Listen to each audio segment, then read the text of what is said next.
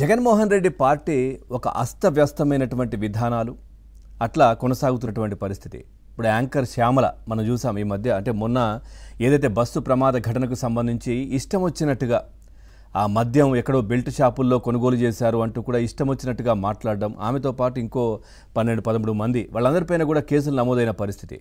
So Jaganmohan రెడ్డిని నిజంగా చెప్పాలంటే అడ్డంగా బుక్ చేశారు, అడ్డంగా జగన్మోహన్ రెడ్డి పరువు తీస్తున్నారు వీళ్ళంతా అనే చర్చ కూడా జరుగుతూ ఉంది, పార్టీలోనే జరుగుతూ ఉంది. అసలు ఏం మాట్లాడుతున్నారు ఏంటి, మరి వీళ్ళకు ఎవరు ఈ విధంగా మాట్లాడమంటున్నారు అంటూ కూడా పార్టీ సీరియస్ అవుతున్న పరిస్థితి. ముఖ్యంగా జగన్మోహన్ రెడ్డి అంటే ఈ లిక్కర్ ఏదైతే కల్తీ మద్యం అంశం ఈ మధ్య కాలంలో ఏదైతే వెలుగు చూసిన తర్వాత దాన్ని కప్పిపుచ్చడానికి కవర్ చేయడానికి మొన్న ప్రెస్ మీట్లో కూడా హడావిడి చేసినటువంటి పరిస్థితి మాట్లాడారు. సో ఈ నేపథ్యంలో ఈ ఏదైతే మొన్న కర్నూలులో జరిగిన బస్సు ప్రమాద ఘటన దానికి ఈ బెల్ట్ షాపులను లింక్ చేసి సో ఈ కల్తీ మద్యాన్ని కనుమరుగయ్యే విధంగా చేయాలి, దీన్ని హైలైట్ చేయాలి అంటే ప్రతి దాంట్లో కూడా రాజకీయమే.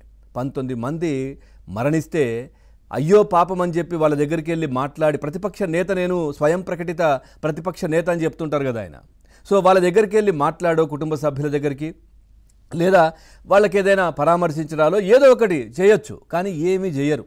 ఎందుకంటే అక్కడ వెళ్ళి మాట్లాడినంత మాత్రాన జగన్మోహన్ రెడ్డికి ఎట్లాంటి ఉపయోగం లేదు, ఆయనకు అంటే పార్టీ తరపున కావచ్చు, వ్యక్తిగతంగా ఏం వచ్చేది ఏమీ లేదు కాబట్టి వెళ్ళరు. సో ఇక్కడ దీన్ని ఒక రాజకీయం చేసి దీనికి బెల్ట్ షాపులకు ముసుగు దీనికి తొడిగి, సో దీనిపైన ఆ బస్సు ప్రమాద మంటలపైన చలిగాచుకునే ప్రయత్నం జగన్మోహన్ రెడ్డి ఆ పార్టీ నేతలు చేస్తున్నటువంటి పరిస్థితి ప్రస్తుతం. ఎందుకంటే యాంకర్ శ్యామల ఇష్టానుసారంగా బెల్ట్ షాపులు అంటూ కూడా మాట్లాడుతోంది ప్రస్తుతం. ఒకసారి వాళ్ళపైన కూడా కేసులు నమోదయ్యాయి, రేపో మాపో అరెస్ట్ అయ్యే అవకాశం కూడా కనిపిస్తూ ఉంది.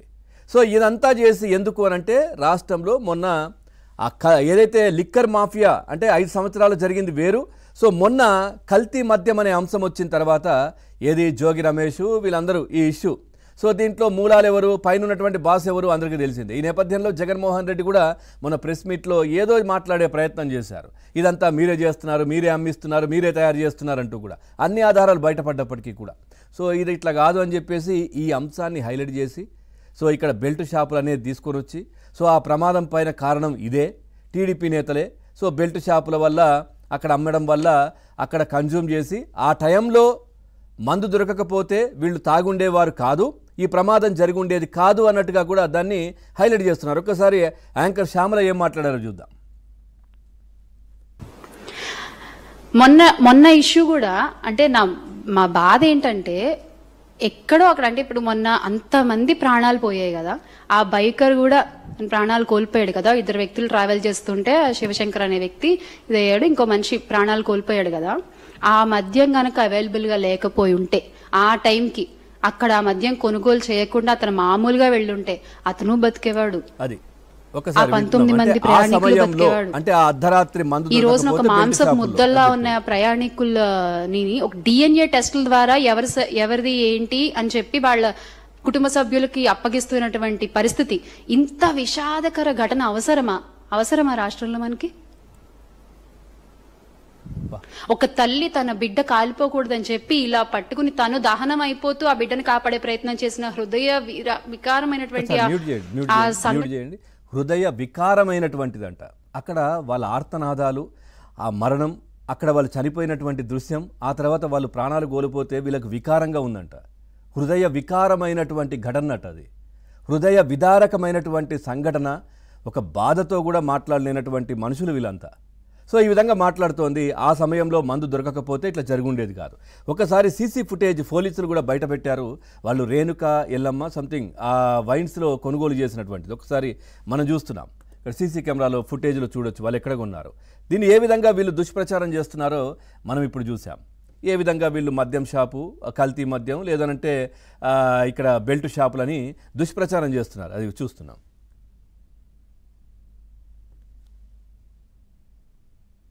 సో అక్కడికి వచ్చారు, 2 కొనుగోలు చేస్తున్నారు, కొంటున్నారు చూడండి వైన్స్లో.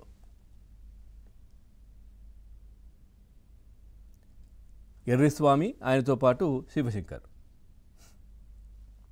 రైట్, ఇది అయిపోయింది కదా. సో ఎర్రిస్వామి మా కరెస్పాండెంట్తో మాట్లాడారు ఒకసారి, ఈ సంఘటన జరిగిన తర్వాత ఎక్కడ కొన్నామో చెప్తున్నారు. ఒక్కసారి ఆ బయట వేయండి. మద్యం ఎక్కడ కొనుగోలు చేశారు? పెద్ద టేకూర్ వైట్స్ దగ్గర. అంటే మామూలుగా ఏదో వైన్ షాప్ ఉంది, రేణుకా ఎల్లమ్మ షాప్ అని, అక్కడేనా మీరు అదే సార్, అదే సార్, అదే సార్. అక్కడ ఆ షాప్లో కొనుగోలు చేశారు. ఇక్కడ కర్నూలు జిల్లా ప్రైవేట్ బస్సు ప్రమాద ఘటనపై సోషల్ మీడియాలో ఈ విధంగా తప్పుడు ప్రచారం చేస్తున్నారు వైసీపీకి సంబంధించిన నేతలు. 27 మందిపై కేసులు కూడా నమోదు చేశారు. బెల్ట్ షాపుల్లో మద్యం తాగడం వల్లనే ప్రమాదం జరిగిందంటూ కూటమి ప్రభుత్వ ప్రతిష్ట దెబ్బతీసేలా వాళ్ళ ప్రాణాలు ఏవైతే 19 మంది చనిపోయారో వాళ్ళ ప్రాణాలను కూడా రాజకీయం చేసే విధంగా వీళ్ళు మాట్లాడుతున్న తీరు వైసీపీ సంబంధించినటువంటి నేతలు, అదేవిధంగా పార్టీ, అదేవిధంగా ఇంకా చెప్పాలంటే జగన్మోహన్ రెడ్డి ఆయన అనుమతి లేనిదే వీళ్ళు మాట్లాడరు కాబట్టి సో ఖచ్చితంగా వీళ్ళకు శిక్ష పడాల్సిందే అంటూ కూడా ప్రజలు, ఆ కుటుంబ సభ్యులు కూడా కోరుకుంటున్నారు. ఈ విధంగా చేస్తున్నారు, మా ఈ కుటుంబ సభ్యులు మరణిస్తే దీన్ని కూడా రాజకీయం చేసే పరిస్థితి చేస్తూ ఉన్నారంటూ. ఈ జాబితాలో వైసీపీ సోషల్ మీడియాతో పాటు వైసీపీ అధికార ప్రతినిధి ఆర్ఎస్ శ్యామల, సివి రెడ్డి, కందూరి గోపీకృష్ణ అట్లాంటి వాళ్ళ పేర్లందరికీ కూడా ఉన్నాయి. ఇక కర్నూలు రూరల్ మండలం బి తాండ్రపాడు గ్రామానికి చెందినటువంటి పేరపోగు వేణుమల్లయ్య ఈ అంశాన్ని ఫిర్యాదు చేశారు. ఖచ్చితంగా మరి వీళ్ళకు శిక్ష పడాల్సిందే అంటూ కూడా సోషల్ మీడియాలో